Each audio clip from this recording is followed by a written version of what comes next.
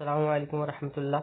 Welcome to my YouTube channel mix content. آج ہم انشاءاللہ یستحیون کی اصل کیا ہے اس کے حوالے سے ہم سیکھیں گے کہ یہ قرآنی آیت کا ایک حصہ ہے.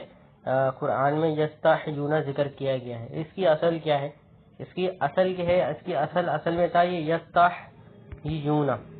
یستحیون بروزن یستنصرون، جو آپ نے صرف صغیر استنصار باب سے یاد کریے. استنصرا یستنصرو استنصارا.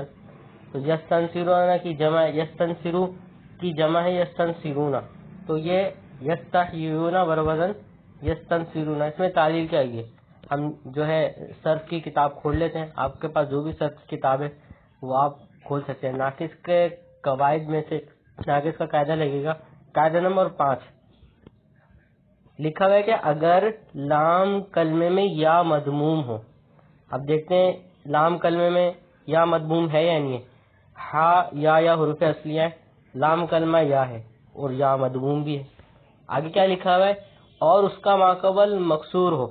اب دیکھیں یا کا ماقبل جو لام کلمہ یا ہے اس کا ماقبل مکسور بھی ہے.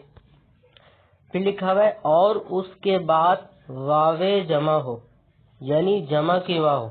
اب دیکھیں لام کلمہ یا ہے، اس کے بعد واو ہے اور وہ واقعی میں جمع کی واو ہے کیونکہ یہ جمع کا صیغہ ہی ہے. اب کیا لکھا ہوا ہے؟ تو اس کی حرکت ماقبل کی طرف نقل کر کے. اب اس کی حرکت ماقبل کی طرف نقل کرنی ہے تو یا جو لام کلمہ یا ہے اس کی حرکت ماقبل کی طرف کرنی ہے جو کہ یا ہے. اب ہم کیا کریں گے؟ اس کی جو حرکت ہے ماقبل کی طرف جو کہ یا ہے نقل کر دیں گے تو ہمارے پاس کیا بچے گا؟ ہمارے پاس جو یستحیون ہو جائے گا.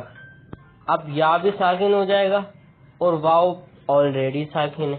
تو پھر کیا ہوا؟ کہہ رہے کہ اس کی حرکت ماقبل کی طرف نقل کر کے یا کو اجتماع ساکنین کی وجہ سے، دو ساکنوں کے جمع ہونے کی وجہ سے حذف کر دیتے ہیں، کیونکہ اجتماع ساکنین جو ہے نا وہ جائز نہیں ہوتا.